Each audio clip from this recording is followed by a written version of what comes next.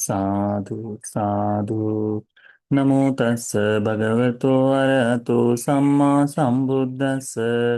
नमो तस् भगवतो अरहतो सम्मा सम्बुद्धस्स। नमो तस् भगवतो अरहतो सम्मा सम्बुद्धस्स। साधु साधु साधु। पूजनीय कल्याण मित्र हमारे गुरु बंते जी को हमारा प्रणाम है। साधु साधु साधु। श्रद्धावान उपासक उपासिकागण, हम लोग अभ्यास कर रहे हैं संयुक्त निकाय का, जिसमें हम लोग ओपम संयुक्त का अभ्यास कर रहे हैं, जो हमें अप्रमाद के बारे में, सकचता के बारे में प्रेरित करता है। इसमें आज हम लोग ओपम संयुक्त का दूसरा सूत्र जो है नख शिख सूत्र, यानी नाखून की शिखा जो है अग्रभाग, नाखून के अग्रभाग की उपमा देकर भगवान ने जो उपदेशी धर्म है उसे बताया है। यह सूत्र भगवान ने श्रावस्ती में जेतवन में विराजमान होते हुए ही उपदेशित किया था। अतको भगवा परितंग नखशिखाय पशुं आरोपेत्वा भिक्खु आमंतेसी। भगवान बुद्ध जी ने अपने नाखून पर मिट्टी उठाई और भिक्षुओं को आमंत्रित किया कि भिक्षुओं, तंकिंग मन्यत भिक्खवे कतमं नुको बहुतरंग। भिक्षुओं, तुम्हें क्या लगता है कि क्या अधिक है? यो वायं मया परितो नखशिखाय पशुं आरोपितो अयं वा महापठिवीति। ये जो मेरे साथ मेरे नाखून पर जो मिट्टी है, यह विशाल अधिक है या फिर ये महापृथ्वी बड़ी है करके? कौन सी अधिक आपको लगती है, कौन सी बहुतर लगती है? तो भिक्षु लोग कहते हैं, एतदेव भंते बहुतरंग यदिदं महापृथ्वी। भगवान देखे, तो ये महापृथ्वी ही विशाल है, यही बहुत बड़ी है करके भिक्षु लोग भगवान को उत्तर देते हैं। भगवान बुद्ध जी कहते हैं, अपमत्त कोयं भगवा परितो नखशिखाय पशुं आरोपितो। भगवान बुद्ध जी उस अल्पमात्र जो आ,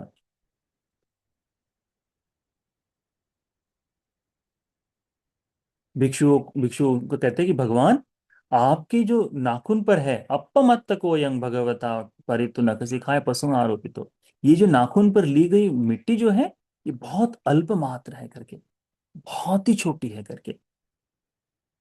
शंखापि न उपेति, उपनिधिमपि न उपेति, कलभागमपि न उपेति, महापठवीं उपनिधाय भगवतो परितो नखशिखाय पशुं आरोपित होती।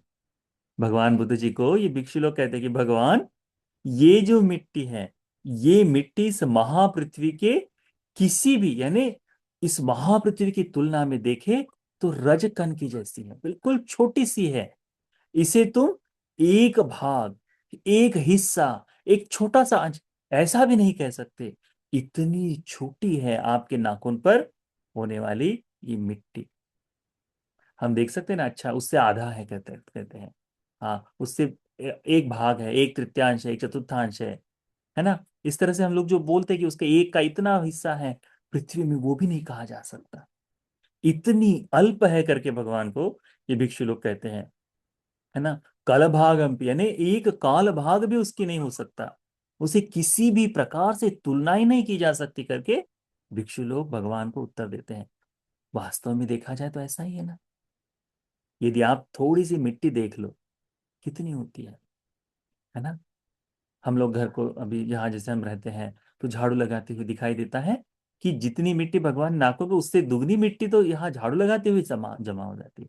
आ कहाँ से रही? इसी महापृथ्वी से। इतनी विशाल ये महापृथ्वी है, इतनी विशाल पृथ्वी है, उसकी कोई सीमा हम संख्या से देखा जाए तो नहीं लगा सकते। अपने अपने आंखों के सम्मुख दिखने वाली मिट्टी के साथ भी उसकी तुलना नहीं कर सकते। इतनी विशाल है ये महापृथ्वी। भिक्षु लोग भगवान को इसी प्रकार से उत्तर देते कि भगवान, ये महापृथ्वी तो बहुत विशाल है, आपके नाखून पर होने वाली जो मिट्टी है बहुत ही अल्प सी है, इसकी किसी भी प्रकार से इस महापृथ्वी के साथ तुलना नहीं की जा सकती करके भिक्षु उत्तर देते हैं। भगवान बुद्ध जी तुरंत उन भिक्षुओं को कहते हैं, एवमेव को भिक्खवे अपकाते सत्ता ये मनुष्येषु पच्चा जायन्ति। क्या कह रहे हैं भगवान? इसी प्रकार से भिक्षु, ये जो नाखून है, नाखून पर जो मिट्टी है, इसी प्रकार से भिक्षुओं अल्प है वे सत्व जो मनुष्य लोक से मरकर मनुष्य लोक में पुनः जन्म लेते हैं। मनुष्येषु पच्चा जायन्ते, मनुष्य लोक में पुनः जन्म लेते हैं।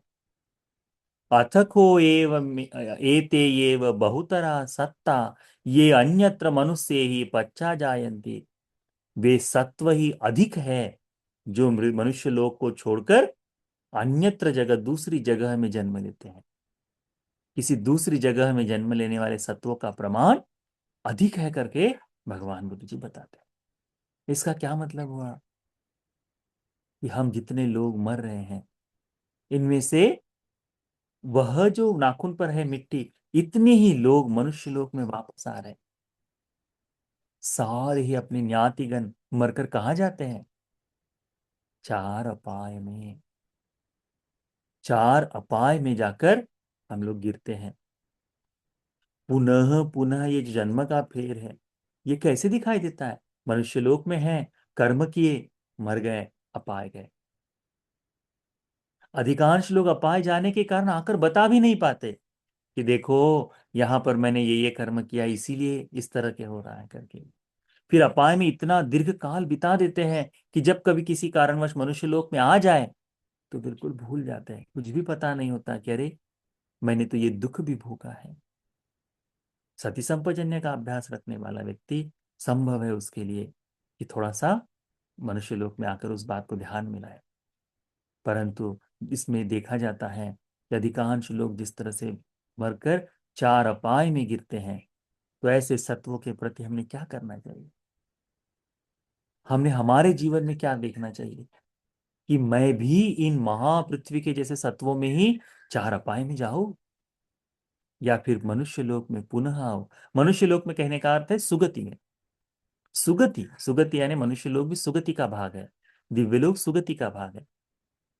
तो क्या मैं वापस आओ?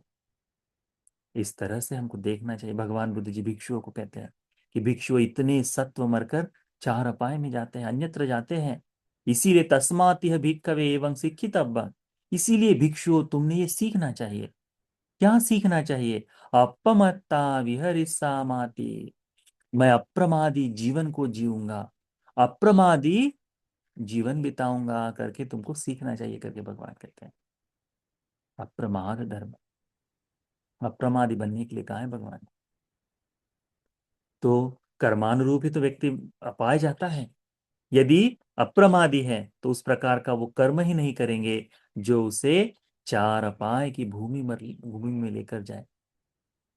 तो हमें भगवान की इस बात का अच्छी तरह से ध्यान रखना चाहिए कि हमें चार अपाय की ओर ले जाने वाले इस चार अपाय की ओर ले जाने वाले धर्म को त्याग कर सुगतिगामी ले जाने वाले अपमाद धर्म का अभ्यास करना चाहिए।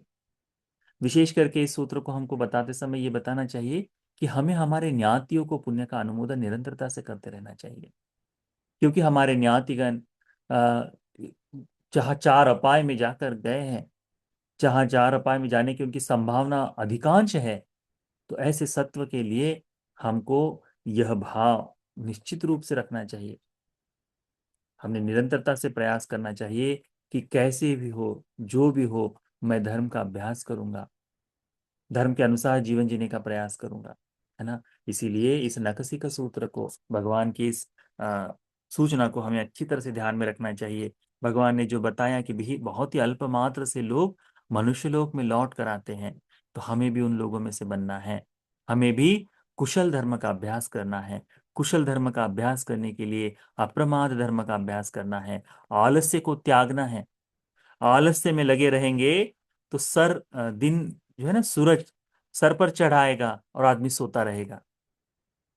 आलस्य में लगा रहे आदमी काम करने के लिए, अभी तो बहुत धूप है, अभी तो बहुत छाव है, अभी तो खाया हो, अभी तो सो रहा हो, इसी तरह सोकर उठाओ, इस तरह से अनेकों कारण बताएगा।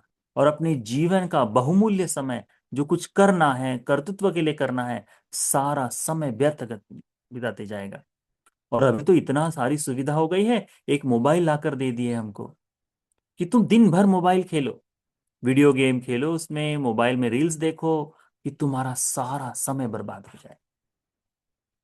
यदि वैसा ही हो तो अप्रमाद धर्म कहाँ से आएगा? थोड़ा बहुत मोबाइल देखना चाहिए, थोड़ा बहुत वीडियो गेम भी खेलना चाहिए, पर इतना नहीं कि जो तुम्हें संपूर्ण तुम्हारे जीवन को बिल्कुल बांध दे, कुछ करने के लिए बचो ही नहीं। तुम्हारी सारी ऊर्जा, तुम्हारा सारा सामर्थ्य, सारी ताकत इसी में खत्म कर दे कि दिन भर बस ऊँघते रहो। वो नहीं होना चाहिए। अप्रमाद धर्म में कि ये अकुशल कैसे दूर करो, ये आलस्य कैसे दूर करो, इसके लिए हमने कार्यरत रहना चाहिए। ठीक है, तो इस बात को ध्यान में रखो और अच्छी तरह से धर्म का अभ्यास करो। अप्रमाद धर्म का अभ्यास करके आप सभी को, हम सभी को भगवान के इस बताए सूत्रों को अच्छी तरह से समझने के लिए, चार आर्य सत्य के बोध के लिए यह धर्म का उपदेश उपकारी हो जाए। साथ